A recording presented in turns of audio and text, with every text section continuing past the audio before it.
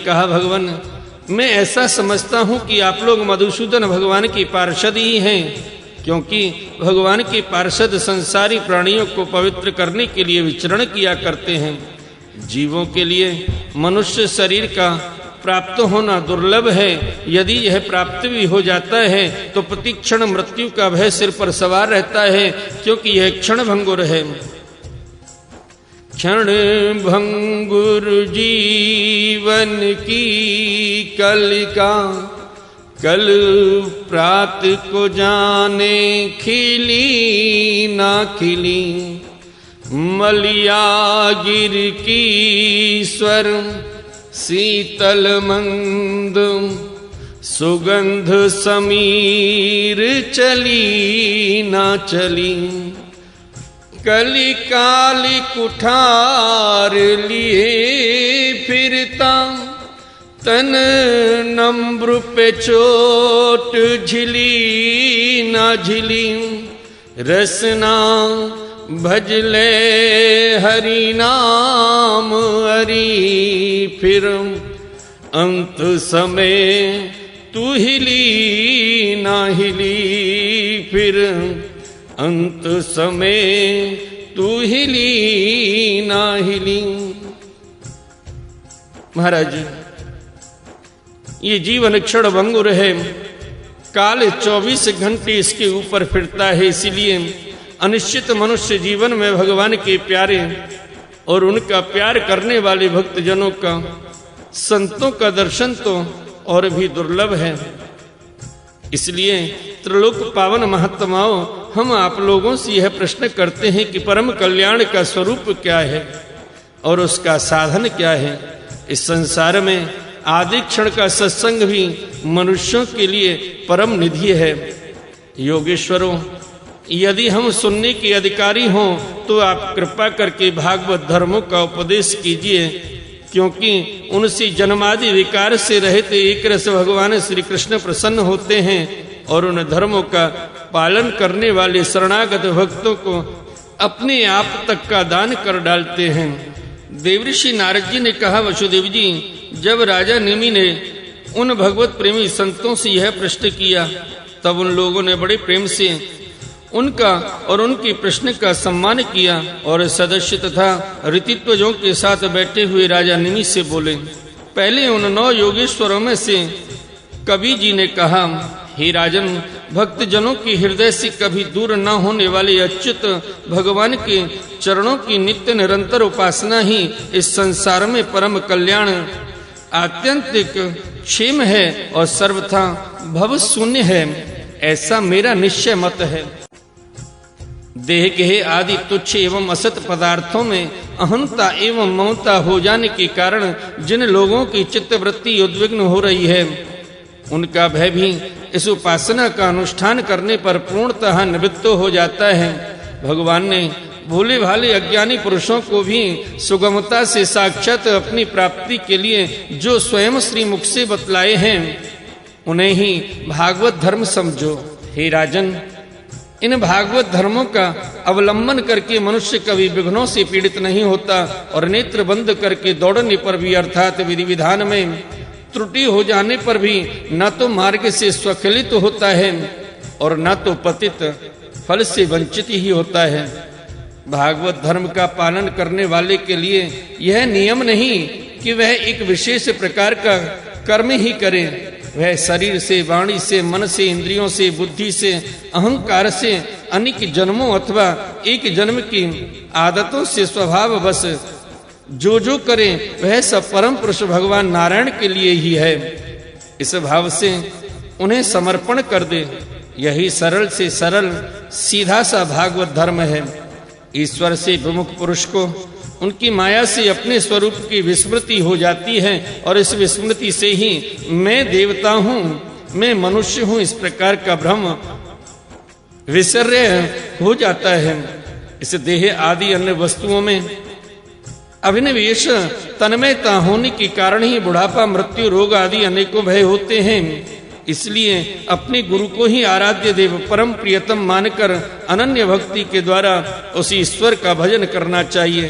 हे राजन, सच पूछो तो भगवान के अतिरिक्त आत्मा के अतिरिक्त और कोई वस्तु ही है ही नहीं, परंतु ना होने पर भी इसकी प्रतीत इसका चिंतन करने वाले को उसके चिंतन के कारण उधर मन लगने के कारण ही होता है। जैसे स्वप्न के समय स्वप्न दृष्टा की कल्पना से अथवा जागृत अवस्था में नाना प्रकार के मनोरथों से एक विलक्षण ही दृष्टि दिखने लगती है। इसलिए विचारवान पुरुष को चाहिए कि संसारिक कर्मों के संबंध में संकल्प विकल्प करने वाले मन को रोक दे, कैद कर ले। बस ऐसा करते ही उसे अभय पद की परमात्मा की प्राप्ति हो जाएगी। संसार में भगवान की जन्म की और लीला की बहुत सी मंगलमयी कथाएं प्रसिद्ध हैं, उनको सुनते रहना चाहिए। उन गुणों और लीलाओं का स्मरण दिलाने वाले भगवान के बहुत से नाम भी प्रसिद्ध हैं। लाज संकोच छोड़कर उनका गान करते रहना चाहिए। इस प्रकार किसी भी व्यक्ति वस्तु स्थान में आसक्ति न करके विचरण करते रहना चाहिए। जो इस प्रकार विशुद्ध व्रत नियम ले लेता है, उसके हृदय में अपने परम प्रियतम प्रभु के नाम कीर्तन से अनुराग का प्रेम का अंकुर उग जाता है, उसका चित्त द्रवित हो जाता है। अब वह साधारण लोगों की स्थिति से ऊपर उठ जाता है, लोगों की मान्यताओं धारणाओं से परे हो जाता है। दम्भ से नहीं, स्वभाव से ही मतवाला सा होकर कभी खिलखिलाकर हंसने लगता है, तो कभी फूट फूट कर रोने लगता है। कभी ऊंचे स्वर से भगवान को पुकारने लगता है, तो कभी मधुर स्वर से उनके गुणों का गान करने लगता है। कभी कभी जब वह अपने प्रियतम को अपने नेत्रों के सामने अनुभव करता है, तब उन्हें रिझाने के लिए नृत्य भी करने लगता है। हे राजन, यह आकाश वायु अग्नि जल पृथ्वी ग्रह नक्षत्र प्राणी दिशाएं वृक्ष वनस्पति नदी समुद्र सब के सब भगवान के शरीर हैं। सभी रूपों में स्वयं भगवान प्रकट हैं। ऐसा समझकर वह जो कोई भी उसके सामने आ जाता है, चाहे वे प्राणी हो या अप्राणी, उसी अनन्य भाव से भगवत भाव से प्रणाम करता है।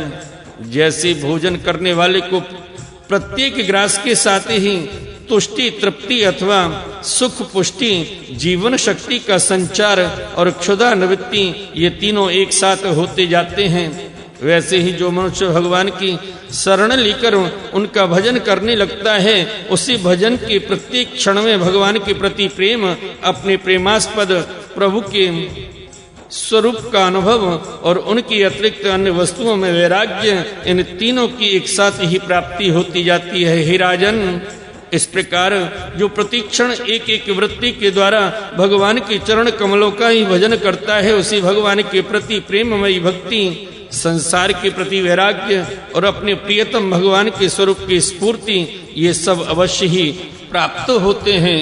वह भागवत हो जाता है, और जब ये सब प्राप्त हो जाते हैं, तब वह स्वयं परम शांति का अनुभव करने लगता है। राजा निमि ने पूछा, योगेश्वर, अब आप कृपा करके भगवत भक्त का लक्षण वर्णन कीजिए। उसके क्या धर्म है और कैसा स्वभाव होता है? वह मनुष्य के साथ व्यवहार करते समय कैसा आचरण करता है, क्या बोलता है और किन लक्षणों के कारण भगवान का प्यारा होता है? अब 9 योगेश्वरों में से दूसरे हरिजी बोले, हे राजन, आत्मस्वरूप भगवान समस्त प्राणियों में आत्मा रूप से नियंता रूप से स्थित है, जो कहीं भी न्यूनाधिकता न देखकर सर्वत्र परिपूर्ण भगवत सत्ता को ही देखता है, और साथ ही समस्त प्राणी और समस्त पदार्थ आत्मरूप भगवान में ही आधे रूप से अथवा अध्य रूप से स्थित है, अर्थात वास्तव में भगवत स्वरूप ही है। इस प्रकार जिसका अनुभव है, ऐसी जिसकी सिद्ध दृष्टि है, उसे भगवान का परम प्रेमी उत्तम भागवत समझना चाहिए। जो भगवान से प्रेम, उनके भक्तों से मित्रता, दुखी और अज्ञानियों पर कृपा तथा भगवान से द्वेष करने वालों की उपेक्षा करता है, वह मध्यम कोटि का भागवत है। और जो भगवान के अर्चा विग्रह मूर्ति आदि की पूजा तो श्रद्धा से करता है, परंतु भगवान की भक्तों या दूसरे लोगों की विशेष सेवा शुश्रूषा नहीं करता, वह साधारण श्रेणी का भगवत भक्त है। जो स्रोत नेत्र आदि इंद्रियों के द्वारा शब्द रूप आदि विषयों का ग्रहण तो करता है, परंतु अपनी इच्छा के प्रतिकूल विषयों से द्वेष नहीं करता और अनुकूल विषयों के मिलने पर हर्षित नहीं होता। उसकी यह दृष्टि बनी रहती है कि यह सब हमारे भगवान की माया है। वह पुरुष उत्तम भागवत है। संसार के धर्म है जन्म मृत्यु भूख प्यास श्रम कष्ट भय और तृष्णा, ये क्रमशः शरीर प्राण इंद्रिय मन और बुद्धि को प्राप्त होते ही रहते हैं। जो पुरुष भगवान की स्मृति में इतना तन्मय रहता है, इसके वार होते जाते रहने पर भी उनसे मोहित नहीं होता, पराभूत नहीं होता, वह उत्तम भागवत है। जिसके मन में विषय भोग की इच्छा कर्म प्रवृत्ति और उनके बीज वासनाओं का उदय नहीं होता और जो एकमात्र भगवान वासुदेव में ही निवास करता है, वह उत्तम भगवत भक्त है। जिनका इस शरीर में न तो सत्कुशल में जन्म तपस्या आदि कर्म से